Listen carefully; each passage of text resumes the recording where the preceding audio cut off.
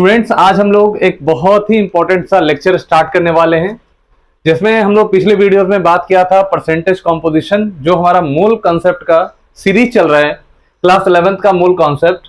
और उसमें हम लोगों ने पिछले वीडियो में परसेंटेज कॉम्पोजिशन निकाला था, जिसमें हर एलिमेंट का अपना एक परसेंटेज निकाला था। इस वीडियो में हम लोग बात करने जा रहे हैं इंपेरिकल एंड मॉलिक्यूलर फॉर्मूला। तो आइए समझते हैं कि इंपेरिकल फॉर्मूला क्या होता है और मॉलिक्यूलर फॉर्मूला क्या होता है, और दोनों को हम कैसे रिलेट कर पाते हैं। तो इंपेरिकल एंड मॉलिक्यूलर फॉर्मूला को समझने से पहले मैं आप सभी को ये कहना चाहूंगा कि इस वीडियो को आप पूरा देखिएगा, क्योंकि जब तक आप इसको पूरा नहीं देखिएगा आपको कॉन्सेप्ट समझ में नहीं आएगा और मूल कॉन्सेप्ट का जो न्यूमेरिकल है वो आपको नहीं क्लियर हो पाएगा। तो बच्चों, आप सभी को मैं कहूंगा कि आप पेन और कॉपी लेकर बैठिए, और जो भी चीजें यहाँ लिखाई जा रही हैं, जो भी चीजें यहाँ बताई जा रही हैं आपके एग्जामिनेशन में, आप किसी भी एग्जाम को दे रहे हो, कंपटीशन का कोई भी एग्जाम दे रहे हो, उस एग्जाम में इस कॉन्सेप्ट का काफी ज्यादा यूज आने वाला है। तो बच्चों, हमारे साथ ट्यून्ड हो जाइए और अपने भी सर्कल में जितने बच्चे हैं उनको भी शेयर कर दिए अपने फ्रेंड्स को, ताकि वो लोग भी इसका बेनिफिट उठा सकें। और हमारा जो चैनल है उस चैनल को सब्सक्राइब कर लीजिए। इंपेरिकल एंड मॉलिक्यूलर फॉर्मूला को हम समझने का प्रयास करते हैं, है ना। देखिए, सबसे पहले मैं बात करता हूं आपसे मॉलिक्यूलर फॉर्मूले की। मॉलिक्यूलर फॉर्मूले की इसको हम शॉर्ट फॉर्म में लिखेंगे एमएफ, मॉलिक्यूलर फॉर्मूला। देखिए, बचपन से लेकर अभी तक आप लोगों ने, बचपन से इन द सेंस की क्लास 8, 9, 10, 11, है ना, आप यहाँ पे बहुत सारे मॉलिक्यूल का फॉर्मूला देखे थे। आखिर वो फॉर्मूला क्या था, मतलब वो क्या बताता है। जैसे मान लीजिए आपने यहाँ पे वाटर का फॉर्मूला लिख दिया, वाटर का लिखा H2O। ये क्या है, ये H2O है क्या? This is your molecular formula. मतलब वाटर मॉलिक्यूल का जो फॉर्मूला है H2O, ठीक है, ये हमें वाटर के कॉम्पोजिशन को बताता है कि वाटर में हाइड्रोजन का परसेंटेज ऑक्सीजन का क्या परसेंटेज है, यानी एटॉमिक रेशियो क्या है, इसका कॉम्पोजिशन क्या है, ये प्रॉपर हमें वाटर का पता चलता है। तो मॉलिक्यूलर फॉर्मूला बेसिकली ये एक सिंबॉलिक रिप्रेजेंटेशन है, एक सिंबल का रिप्रेजेंटेशन है। सिंबल से किसी भी मॉलिक्यूल को या किसी भी कंपाउंड को रिप्रेजेंट करते हैं, जो ये बताता है कि हमारा कॉम्पोजिशन क्या है, एटम्स का रेशियो क्या है, एटम्स का कॉम्पोजिशन क्या है ना। तो हम यहाँ पे वाटर का फॉर्मूला लिखेंगे तो H2O होगा। यहाँ पे एटम्स का जो रेशियो हो जाएगा वो हमारा हो जाएगा 2:1, यानी हाइड्रोजन का और ऑक्सीजन का रेशियो देखिए कितना है, 2:1 का रेशियो है। सेम उसी तरह से अगर हम अमोनिया की बात करें, NH3 की बात करें, तो नाइट्रोजन और हाइड्रोजन का हमारा रेशियो हो जाएगा 1:3। सेम उसी तरह से अगर हम ग्लूकोज की बात करें, C6H12O6 की बात करें, तो कार्बन हाइड्रोजन ऑक्सीजन का हमारा जो रेशियो होगा 6:12:6 हो जाएगा। मतलब यहाँ पे आप क्या देख रहे हैं, यहाँ पे आप यही देख रहे हैं कि जितने भी मॉलिक्यूल हैं, कोई भी सब्सटेंस एनी मैटर, उसके जो मॉलिक्यूल्स हैं उन सभी में एक प्रॉपर कॉम्पोजिशन है, एटम्स का कंपोजिशन है और उसका एक फिक्स्ड रेशियो है। जैसे यहाँ पे ग्लूकोज में कार्बन का फिक्स रेशियो है, कौन सा रेशियो है, 6:12:6 है, यानी एटम्स का एक फिक्स रेशियो मिलेगा। यहाँ पे हम कह सकते हैं ये एटम का एक हमारा रेशियो जो मिलेगा वो फिक्स मिलेगा, है ना, फिक्स रेशियो मिलेगा। उसी तरह से अगर आप यूरिया की बात करें तो यूरिया का फॉर्मूला होता है NH2CONH2। तो यहां देखिए, यहां पे नाइट्रोजन है, कार्बन है, ऑक्सीजन है और हाइड्रोजन है। आप इनका अगर रेशियो चेक करना चाहें तो आप इनका रेशियो लिख सकते हैं। यहाँ पे नाइट्रोजन के कितने एटम्स हैं, तो नाइट्रोजन के 2 एटम हो गए, कार्बन के 1 एटम हो गए, कार्बन के 1 एटम हो गए, ऑक्सीजन के 1 एटम हो गए, ऑक्सीजन के 1 एटम हो गए, और हाइड्रोजन के 4 एटम हो गए, हाइड्रोजन के हम 4 एटम लिख सकते हैं। यानी कहने का मतलब है कि यूरिया में जो एटम्स है उनका अपना एक रेशियो होता है, एक फिक्स रेशियो होता है ना। This is your fix ratio, ये हम कह सकते हैं यहाँ पे क्या है, this is your fix ratio. तो ये जो आपका फिक्स रेशियो है, ये जो फॉर्मूला है, what is this, this is a symbolic representation. किसी भी मॉलिक्यूल के प्रॉपर्टी को बताने के लिए हमारे पास फॉर्मूला होना जरूरी है, किसी भी मॉलिक्यूल के कॉम्पोजिशंस को बताने के लिए हमारे पास फॉर्मूला होना जरूरी है ना। तो हम यहां लिख सकते हैं कि जो आपका मॉलिक्यूलर फॉर्मूला होता है, molecular formula is a symbolic representation,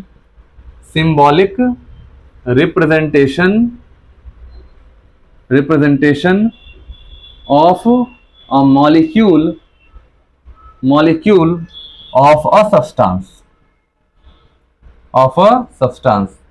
in which atoms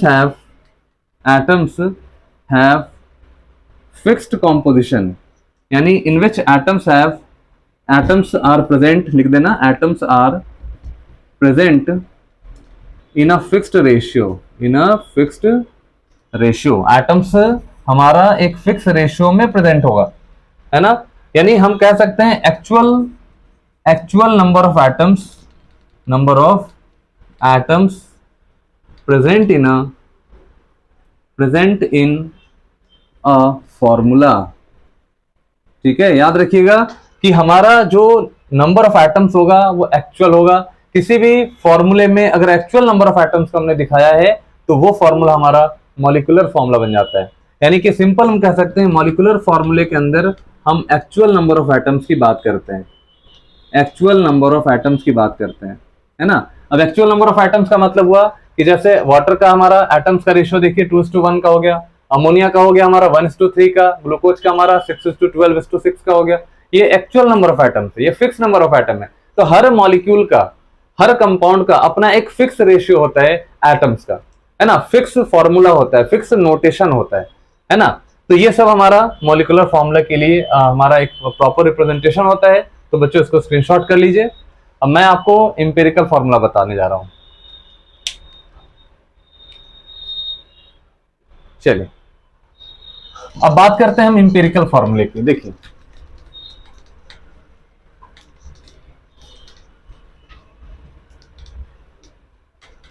देखिए इंपेरिकल फॉर्मूला क्या होता है, इसको समझने का कोशिश कीजिएगा। इंपेरिकल फॉर्मूला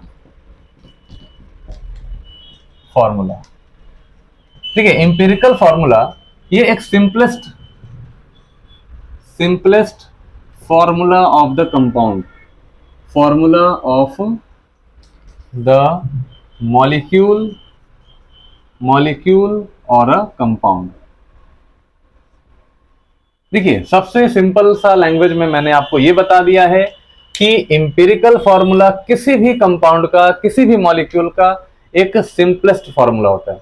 अब इसको सिंपल कैसे बनाया जाएगा, सिंपल कैसे हम बोल रहे हैं, सिंपलेस्ट फॉर्मूला का क्या मतलब हुआ कि देखिए हम क्या करते हैं कि हम किसी भी मॉलिक्यूलर फॉर्मूले को, जैसे मान लीजिए हमारा एक मॉलिक्यूलर फॉर्मूला हो गया C6H12O6, इसमें हमारा कार्बन, हाइड्रोजन और ऑक्सीजन का जो रेशियो है वो है बेटा 6:12:6।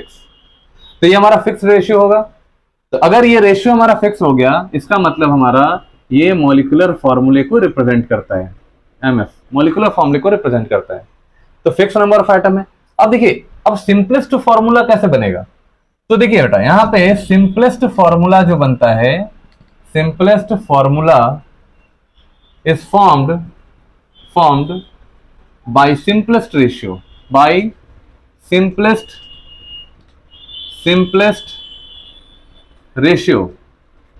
simplest ratio of atoms involving in a molecule। यानी हम क्या करते हैं, हम सिंपलेस्ट फॉर्मूले को फाइंड आउट करते हैं बाय सिंपलेस्ट रेशियो। यानी हमारा जो मॉलिक्यूल है या जो मॉलिक्यूलर फॉर्मूला है उसमें सिंपलेस्ट रेशियो क्या हो सकता है एटम्स का, है ना। अब सिंपलेस्ट रेशियो पे जो फॉर्मूला तैयार होता है, जो फॉर्मूला सिंपलेस्ट रेशियो से तैयार होता है, that formula is called empirical formula. इसी को बोलते हैं हम इंपेरिकल फॉर्मूला। अब हम सिंपलेस्ट कैसे करेंगे, देखिए सिंपलेस्ट रेशियो निकालने के लिए आपको simplest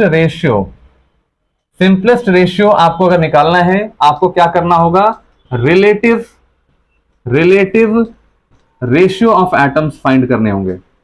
of atoms you have to find, यानी आपको रिलेटिव नंबर ऑफ एटम्स निकालना है। देखिए सिंपलेस्ट रेशियो निकालना है तो आपको रिलेटिव रेशियो ऑफ एटम्स निकालना होगा।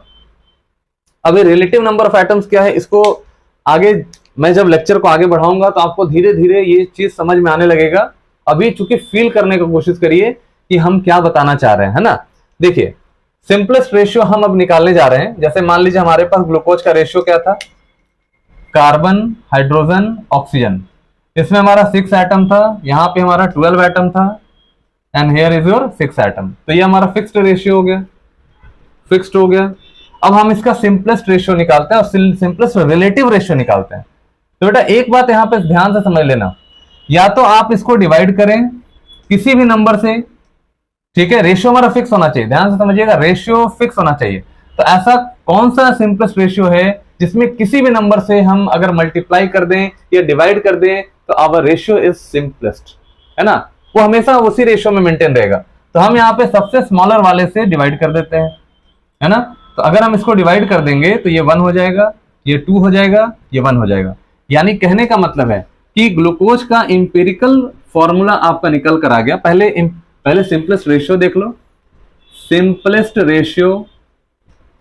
रेशियो क्या मिला आपको, देखिए 1:2:1, यानी कार्बन, हाइड्रोजन, ऑक्सीजन का जो सिंपलेस्ट रेशियो मिल रहा है यही आपका होगा, यानी 1:2:1 का रेशियो। यानी इस रेशियो पे मतलब हमें क्या करना है, हमें किसी भी कंपाउंड में एटम्स का रिलेटिव रेशियो देखना है, और वो भी रिलेटिव रेशियो सिंपलेस्ट वाला देखना है। मतलब सबसे छोटा रेशियो क्या हो सकता है, उसी रेशियो पे हम किसी भी नंबर से मल्टीप्लाई कर दें, ठीक है, कोई भी नंबर से मल्टीप्लाई कर दे तो रेशियो हमारा मेंटेन होना चाहिए। अब देखिए क्या होगा कि इस रेशियो पे हमारा जो फॉर्मूला तैयार हो रहा है वो कौन सा, कार्बन 1 है, हाइड्रोजन 2 है और ऑक्सीजन हमारा 1 है, यानी हम लिख सकते हैं CH2O, and this formula is called empirical formula. और बेटा ध्यान से समझ लीजिए, ये जो सिंपलेस्ट रेशियो पे जो भी फॉर्मूला आएगा उसी को कहते हैं इंपेरिकल फॉर्मूला।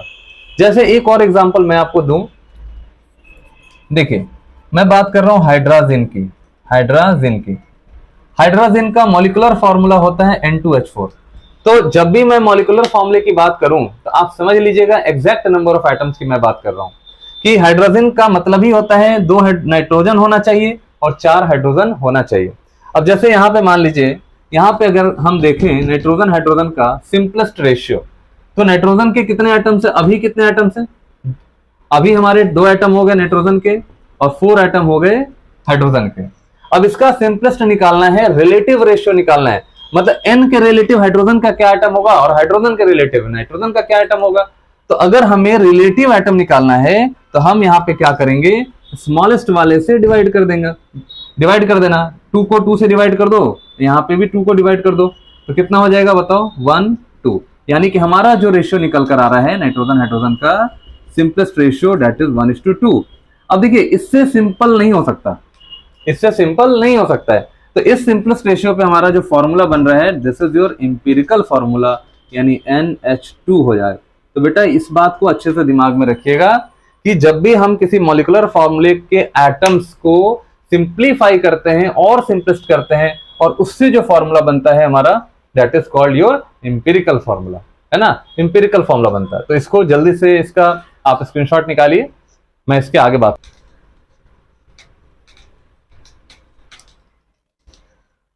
सिमिलरली उसी तरह से हम बात कर सकते हैं, एक और मैं आपको एग्जांपल दूं, इथेन का मॉलिक्यूलर फॉर्मूला होता है C2H6। तो अगर मैं बात करूं इसके एटॉमिक रेशियो की, तो कार्बन हाइड्रोजन का जो एटॉमिक रेशियो है दैट इज 2:6 का। अब हम बात कर रहे हैं इसके सिंपलेस्ट रेशियो की, है ना। तो कार्बन हाइड्रोजन का जो हमारा सिंपलेस्ट रेशियो होगा, जो स्मॉलर नंबर है, जैसे आपका कार्बन की संख्या कम है, इससे आप 2 से डिवाइड कर दीजिए, इसको भी 2 से डिवाइड कर दीजिए। तो जो भी स्मॉलर दोनों में होगा बेटा उसको आप डिवाइड कर देंगे यहाँ पे, है ना। तो क्या हो जाएगा, इसको काटिए 1 से, इसको 3 से, है ना। तो यहाँ पे हमारा जो फॉर्मूला तैयार हो जाएगा दैट इज 1:3। तो इस रेशियो पे हमारा जो फॉर्मूला बन रहा है दैट इज CH3। तो CH3 is empirical formula of ethane. Ethane का हमारा इंपेरिकल फॉर्मूला हो जाता है ना। तो देखिए अब हमारा यहाँ पे कैलकुलेशन है, कैलकुलेशन हमें अब करना है, समझिएगा ध्यान से, रिलेशन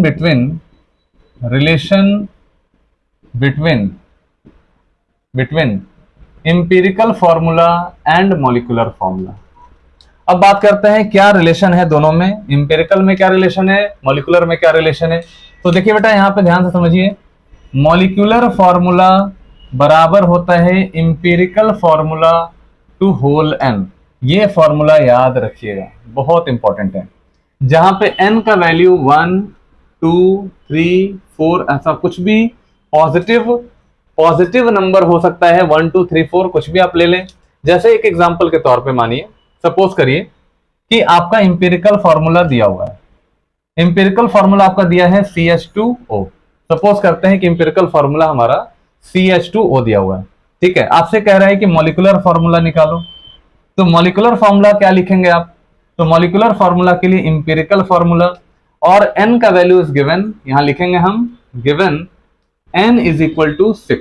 मान लीजिए कि n का वैल्यू हमारा 6 दिया हुआ है, तो आप यहां क्या करिएगा, 6 लगा दीजिएगा। क्या बन जाएगा सोचो, ये बन जाएगा C6 H6 2 12 H12O6, यानी ऑक्सीजन 6 हो गया। यानी कि यहां पे हमारा जो फॉर्मूला बन गया C6H12O6, यानी कि हमारा ग्लूकोज का फॉर्मेशन हो गया। अब यहां पे कुछ बच्चे सवाल करेंगे कि सर ये जो है n का वैल्यू 6 कैसे आपने ले लिया, n का वैल्यू 6 कैसे ले लिया?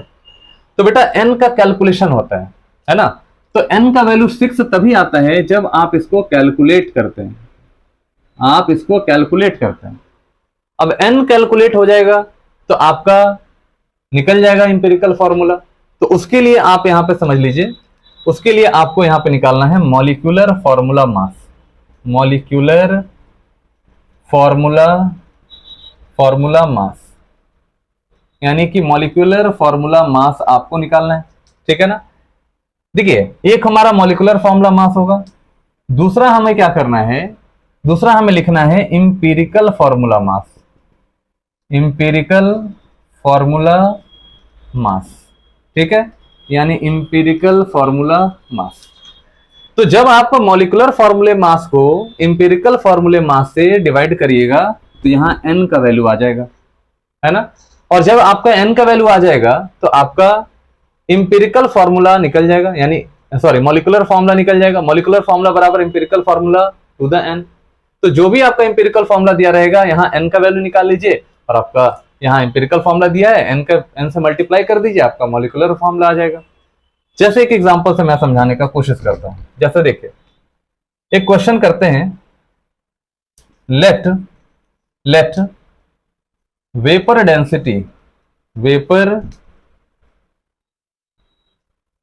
Density of a compound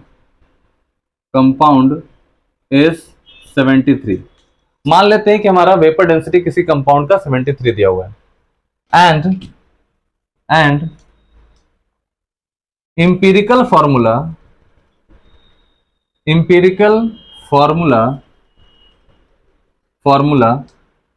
of compound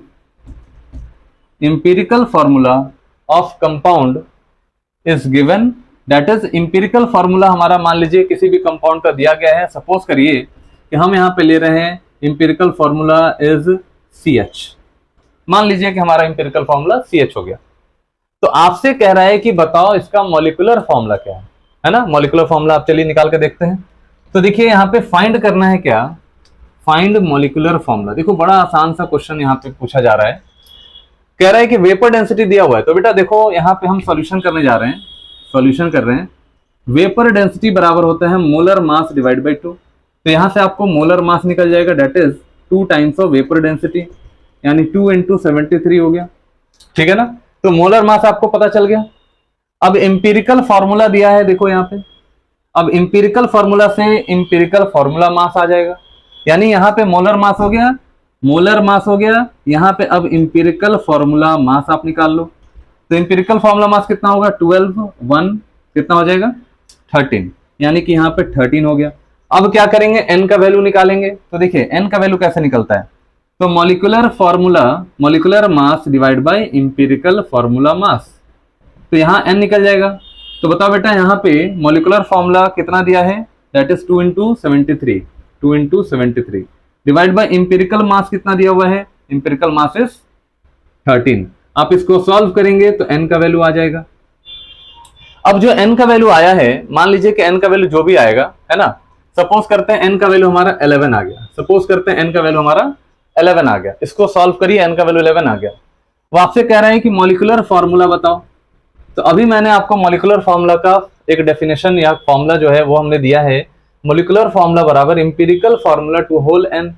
तो यहाँ पे इंपिरिकल फॉर्मूला हमारा तो CH दिया है, ठीक है ना, और जो हमारा n का वैल्यू आ गया वो है 11। तो आप यहाँ लिख सकते हैं C11H11, this is your answer. तो कभी भी अगर इस तरह का क्वेश्चन मिलेगा जहां पे आपको वेपर डेंसिटी दिया जाएगा, इंपेरिकल फॉर्मूला दिया जाएगा और आपसे मॉलिक्यूलर फॉर्मूला पूछेगा, सबसे पहले मॉलिक्यूलर मास को इंपेरिकल मास से भागा दे दीजिए, डिवाइड कर दीजिए, और डिवाइड करने के बाद जो n का वैल्यू आएगा वो n का वैल्यू इस फॉर्मूले पे सेट कर दीजिएगा। यानी कि यहाँ पे empirical formula to whole n, empirical जो भी रहेगा उसको होल n से मल्टीप्लाई कर दो, आपका मॉलिक्यूलर फॉर्मूला आ जाएगा, है ना। तो ये हमारा कुछ फॉर्मूला हुआ है बेटा, ध्यान से समझ लीजिए। इस पे हम अब कुछ क्वेश्चंस करने वाले हैं और ये क्वेश्चंस करने के बाद आपको ये रियलाइज हो जाएगा कि ये बहुत ही आसान सा टॉपिक था और आप लोग इसको जल्दी से प्रैक्टिस करिए और जल्दी से स्क्रीनशॉट करिए।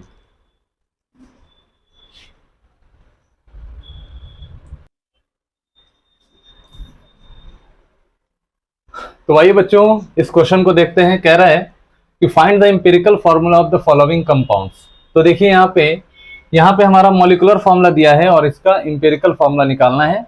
तो यहाँ पे देखिए सिंपलेस्ट रेशियो हमारा क्या होगा, तो कार्बन हाइड्रोजन का देखो यहाँ पे 6:6 का रेशियो है ना, 6:6 का रेशियो हुआ। तो इसका सिंपलेस्ट रेशियो कितना हो जाएगा, 6:6 का ओरिजिनल रेशियो है, इसको डिवाइड कर दीजिए 6 से, तो 1:1 का रेशियो, यानी कि 1:1 का रेशियो हो जाएगा। यानी हमारा जो इंपेरिकल फॉर्मूला होगा वो हमारा CH हो जाएगा, ठीक है। फिर देखिए C6H12 है, तो यहाँ पे कार्बन हाइड्रोजन का रेशियो हमारा दिया है 6:12। अब इसे क्या करना है, स्मॉलेस्ट वाले से हमें डिवाइड कर देना है। तो यहाँ पे क्या हो जाएगा, 6 1 जा 6, 6 2 जा 12, यानी कि 1:2 का रेशियो हो जाएगा। इस रेशियो पे हमारा फॉर्मूला बनेगा CH2, ठीक है ना। This is your empirical formula, ये सब इंपेरिकल फॉर्मूला मैं लिख रहा हूँ। N2H4 के लिए देखिए ध्यान से, नाइट्रोजन हाइड्रोजन का रेशियो हमारा दिया गया है 2:4 का। अब यहाँ पे हम सिंपलेस्ट रेशियो अगर बनाना चाहें तो हम 2 से डिवाइड कर देंगे, जो स्मॉलेस्ट है उससे डिवाइड कर देंगे, 2 1 जा 2, 2 2 जा 4 हो गया, यानी 1:2 का रेशियो मिला। अब देखो इस रेशियो पे हमारा फॉर्मूला क्या बन रहा है, तो ये फॉर्मूला बन रहा है NH2 का, दिस इज इंपेरिकल फॉर्मूला, है ना। C2H2O4 ये हमारा ऑक्जेलिक एसिड है। ऑक्जेलिक एसिड में कार्बन हाइड्रोजन ऑक्सीजन का रेशियो देखिए, चेक करके देखते हैं। तो कार्बन का 2, हाइड्रोजन का 2, ऑक्सीजन का 4, है ना, 2 2 4। तो बेटा ध्यान से देखिए, सबसे स्मॉलेस्ट हमारा 2 था, तो 2 से हम डिवाइड कर देंगे, 2 1 जा 2, 2 1 जा 2, 2 2 जा 4, है ना। तो हमारा रेशियो बन गया 1:1:2। तो इस रेशियो पे हमारा फॉर्मूला क्या बनेगा, देखो CHO2। देखिए C1 है, H1 है, ऑक्सीजन 2 है। चलिए इस वाले को देखते हैं, N2O4 वाले को। तो नाइट्रोजन ऑक्सीजन का रेशियो देखो कितना है, 2:4 का रेशियो है। अब इसका सिंपलेस्ट रेशियो हम निकाल के देखते हैं, तो हम स्मॉलेस्ट वाले से डिवाइड कर देंगे, 2 1 जा 2, 2 2 जा 4, यानी कि हमारा रेशियो निकल कर आ गया 1:2। तो हमारा जो इंपेरिकल फॉर्मूला आएगा वो हो जाएगा NO2, है ना। तो ध्यान से देखिए बेटा, यहाँ पे सिंपल हम ये कर रहे हैं कि जो स्मॉलेस्ट वाला है उससे डिवाइड कर रहे हैं और रिलेटिव रेशियो यहाँ पे लिख रहे हैं। तो रिलेटिव रेशियो हो जाएगा 1:2 का, यानी NO2 हमारा फॉर्मूला हो जाएगा। This is an empirical formula. अच्छा B2H6 का देख लेते हैं। तो बोरन और हाइड्रोजन का रेशियो देखो कितना है, यहाँ पे बोरन का 2 एटम है, हाइड्रोजन का 6 एटम है। इसको सिंपलेस्ट बनाना है तो हमें स्मॉलेस्ट वाले से डिवाइड कर देना है। तो 2 1 जा 2, 2 3 जा 6, है ना। तो ये रेशियो हमारा बन गया 1:3 का, 1:3 का। इस रेशियो पे हमारा फॉर्मूला आएगा BH3। This is empirical formula, ये हमारा इंपेरिकल फॉर्मूला होगा। अच्छा Na2CO3 में सोडियम कार्बन ऑक्सीजन का रेशियो चेक करते हैं। सोडियम का 2 एटम, कार्बन का 1 एटम हो गया, ऑक्सीजन का 3 एटम हो गया। अब देखो बेटा ध्यान से यहाँ पे समझ लीजिए कि ये ऑलरेडी एक सिंपलेस्ट रेशियो है, क्योंकि इसको आप स्मॉलेस्ट वाले से डिवाइड यानी कि 1 से डिवाइड करेंगे तो फिर हमारा यही बन जाएगा, यानी हमारा यही सिंपलेस्ट रेशियो है ना। तो कभी भी यहाँ पे अगर ऑड मिल गया ना, ध्यान से देखिएगा, तो वो हमारा फ्रैक्शन में आ जाएगा और फ्रैक्शन आएगा फिर उसको मल्टीप्लाई करके होल नंबर लाना पड़ेगा।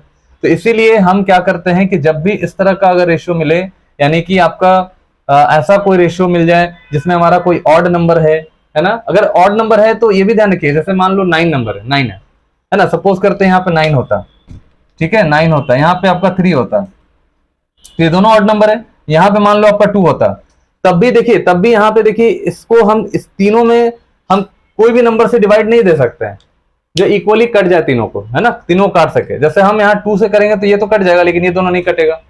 अगर 3 से कराते हैं तो ये दोनों कट जाएगा, ये नहीं कटेगा। ऑलवेज फिर आपका फ्रैक्शन में आ जाएगा, फिर आपका पॉइंट में आ जाएगा वो। तो वैसा काम नहीं करें।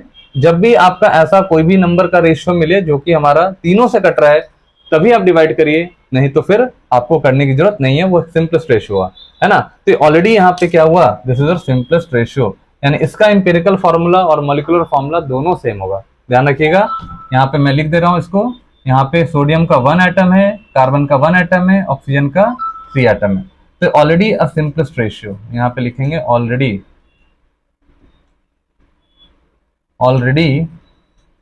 अ सिंपलेस्ट रेशियो। तो ये ऑलरेडी एक सिंपलेस्ट रेशियो होता है, और आप इसको ध्यान में रखिएगा, ये बहुत इंपॉर्टेंट है। तो ये सब हमारा एम्पिरिकल फॉर्मूला निकालने का एक मेथड है, इसको आप ध्यान रखिएगा, है ना। चलिए क्वेश्चन नंबर नेक्स्ट की ओर मूव करते हैं। ऑक्साइड कंटेनिंग इतना परसेंट क्रोमियम, क्रोमियम का एटॉमिक मास भी दे दिया 52 एंड ऑक्सीजन का भी दे दिया 16। तो देखिए इस क्वेश्चन को बहुत ही अच्छे तरीके से आप इसको समझ लीजिए, है ना। देखिए सॉल्यूशन मैं करने जा रहा हूं। कह रहा है कि इंपिरिकल फॉर्मूला निकालना है क्रोमियम ऑक्साइड का। तो देखो इंपिरिकल फॉर्मूला का मतलब होता है सिंपलेस्ट रेशियो निकालना है, सिंपलेस्ट रेशियो। तो पहले हम एटम्स को देख लेते हैं कि एटॉमिक रेशियो यानी कि मोल एटम कितने होंगे, कितने मोल्स होंगे एटम्स के, वो सारा देख लेते हैं। उसके बाद हम इसका सिंपलेस्ट रेशियो निकालेंगे। तो देखिए क्रोमियम का परसेंटेज दिया हुआ है, यानी ऑक्साइड है क्रोमियम का, जिसमें क्रोमियम का परसेंटेज दे दिया है ना। तो यहाँ पे लिखेंगे हम मास ऑफ क्रोमियम। ठीक है, क्रोमियम का मास है हमारा 68.4 परसेंटेज में है। तो ऑक्साइड का मास हमारा कितना हो जाएगा, मास ऑफ ऑक्साइड का मास हो गया हमारा 100 ग्राम। ठीक है, तो बेटा देखो मास ऑफ आप निकाल सकते हैं ऑक्सीजन। तो ऑक्सीजन का मास आप निकालेंगे 100 माइनस 68.4 ग्राम कर लीजिए। तो यहाँ पे आपका जो मास आएगा दैट इज 31.6 ग्राम आ जाएगा। ठीक है ना। तो मास ऑफ क्रोमियम दिया हुआ है, ऑक्साइड का मास 100 ग्राम है, टोटल परसेंटेज देखो, और मास ऑफ ऑक्सीजन हमारा निकल गया। ठीक है ना। अब देखिए अब क्या करना है, मोल एटम निकालना है ना। तो देखिए number of mole atom of chromium. तो बेटा देखो यहाँ पे मोल एटम क्रोमियम का हमें चाहिए, तो लिखते हैं वेट बाय मॉलिक्यूलर वेट, है ना। मोल निकालने का फॉर्मूला आपको पता है, वेट बाय मॉलिक्यूलर वेट। तो वेट कितना दिया हुआ है, देखिए वेट दिया है हमारा क्रोमियम का 68.4 ग्राम, है ना। और मोलर मास जो क्रोमियम का है वो आप देखिए यहाँ पे 52 दिया है, 52 दिया है। तो आप इसको डिवाइड करिएगा, आएगा 1.3 ग्राम, 1.31 मोल एटम। ठीक है ना, ये हमारा मोल एटम आ गया, 1.31 मोल एटम आ गया। उसी तरह से number of mole atom of oxygen का निकाल लो। तो मोल एटम हमारा ऑक्सीजन का निकलेगा, इसका भी हम वेट बाय मोलर वेट लिखेंगे। तो बेटा ध्यान से देखिए, mass of oxygen given weight दिया है 31.6 ग्राम, डिवाइड कर दो इसको मोलर वेट से, है ना, 16 से, है ना। तो मोलर वेट ऑक्सीजन का 16 होता है, तो ये हो जाएगा 1.97, यानी अप्रोक्सीमेटली आप बात करें तो 2 के बराबर हो जाता है। ठीक है, अब देखिए मोल रेशियो निकालना है ना, मोल एटमिक रेशियो निकालना है। तो नंबर ऑफ, यहाँ पे देखिए सबसे स्मॉलेस्ट आपका ये 1.31 दिया हुआ है, और लार्जेस्ट हमारा कितना है 1.97 है। तो आप ऐसा करिए कि mole of oxygen by mole atom of chromium लिखिए, मतलब लार्जेस्ट वाले को स्मॉलेस्ट से डिवाइड कर दीजिए। तो यहाँ पे देखिए, यहाँ पे आप कर सकते हैं 1.97 डिवाइड बाई 1.31 के आसपास, है ना। तो देखिए जब आप 1.97 को 1.31 से आप डिवाइड करिएगा तो ये आपका आएगा 3/2, यानी कि 1.5। पहले आप देख लीजिए यहाँ पे 1.5 आ गया, इसको सॉल्व करिएगा 1.5 आएगा। 1.5 को हम लिख सकते हैं 3/2, यानी कि हमारा ऑक्सीजन और क्रोमियम का जो एटॉमिक रेशियो आएगा, यानी कि एटॉमिक मोल रेशियो आएगा, वो आएगा 3:2। यानी हम कह सकते हैं कि Cr2, देखिए Cr का क्या है 2 है और ऑक्सीजन का 3 है, यानी हमारा जो एम्पिरिकल फॉर्मूला बन के आएगा दैट इज Cr2O3। तो ये बेटा ध्यान रखिएगा, ये बहुत इंपॉर्टेंट है। इस तरह से हम कहीं भी सबसे पहले मोल एटम निकालते हैं और मोल एटमिक रेशियो निकाल लेते हैं, उस रेशियो के अकॉर्डिंग हम फॉर्मूला तैयार करते हैं, है ना, ये ध्यान रखिएगा। तो आपको मोल निकालना पड़ता है पहले। चलो इस वाले क्वेश्चन को जल्दी से स्क्रीनशॉट कर लो, फिर हम लोग नेक्स्ट क्वेश्चन में मूव करते हैं। कर लीजिए।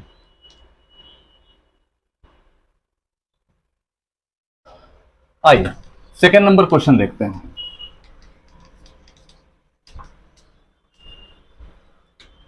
चलिए क्वेश्चन ये कह रहे हैं, क्वेश्चन कह रहे हैं कि find the empirical formula of the vanadium oxide if इतना gram of oxide containing 1.53 gram of metal. तो बेटा यहाँ पे ध्यान से समझिए, सॉल्यूशन यहाँ पे हम करने जा रहे हैं। कह रहा है कि मास ऑफ ऑक्साइड, देखिए मास ऑफ वेनेडियम ऑक्साइड है ना, या सिंपल हम लिख सकते हैं मास ऑफ ऑक्साइड कितना दिया गया है, दिस इज योर 2.73 ग्राम। ये हमारा मास ऑफ ऑक्साइड हो गया। फिर कह रहा है कि मास ऑफ मेटल कितना है, तो मास ऑफ मेटल यहां पे निकाल लो, सॉरी दिया हुआ है, mass of metal is given that is 1.53 ग्राम। तो ऑक्साइड का मास दिया है, मेटल का मास दिया है, तो बेटा मास ऑफ ऑक्सीजन तो आप निकाल सकते हैं, मास ऑफ ऑक्सीजन, क्योंकि जो कंपाउंड बनेगा वेनेडियम और ऑक्सीजन के बीच में बनेगा, इसलिए हमें मेटल और ऑक्सीजन दोनों का मास चाहिए होगा। तो 100 में से आप करेंगे माइनस, सॉरी आप यहाँ पे 2.73 में से माइनस कर देंगे 1.53, है ना। तो इसको माइनस कर दीजिए, देखिए कितना आ रहा है, यानी कि 1.20 ग्राम हमारा आ गया मास ऑफ ऑक्सीजन। ठीक है, अब मैंने क्या सिखाया था इसके पहले वाले क्वेश्चन में, यहाँ पे मोल एटम निकालना सिखाया था, यानी कि मोल एटम ऑफ वेनेडियम। तो देखिए बेटा मोल एटम वेनेडियम का निकालना है तो वेट बाय मोलिकुलर वेट लिखना होगा।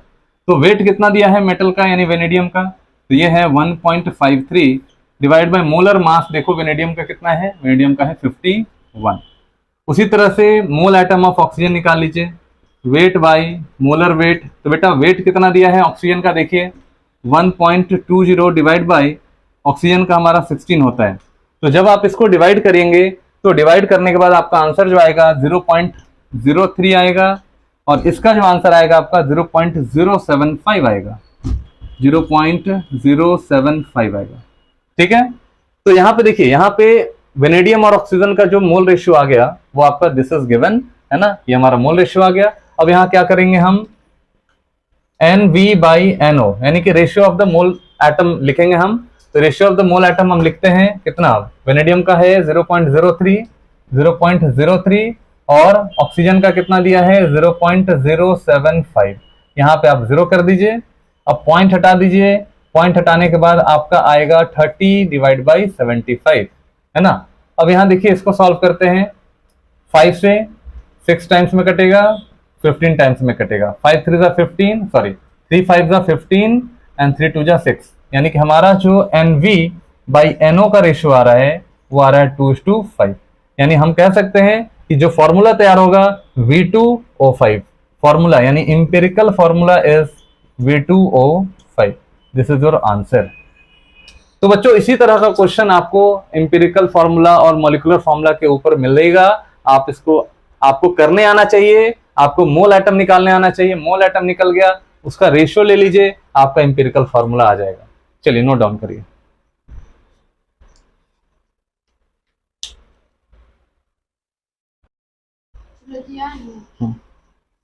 चलो बेटा स्टार्ट करते हैं, ये क्वेश्चन देखिए कह रहा है कि find the empirical formula of the substance whose compositions include H carbon, hydrogen, carbon, oxygen, nitrogen in a mass ratio. देखो बेटा ये मास रेशियो दिया हुआ है, तो मोल रेशियो आप निकाल सकते हैं।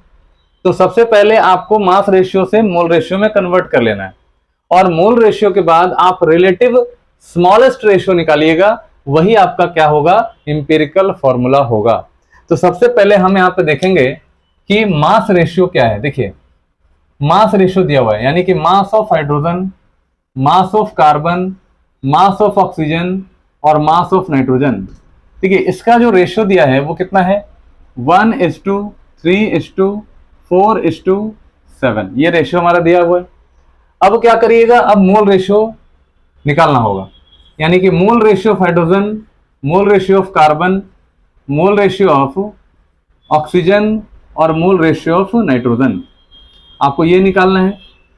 चलिए तो मोल कैसे निकलता है बताओ, जो भी मास है उसको मोलर मास से डिवाइड कर दीजिए तो मोल रेशियो आ जाएगा, है ना, मोल आ जाएगा और फिर रेशियो में मोल रेशियो आ जाएगा।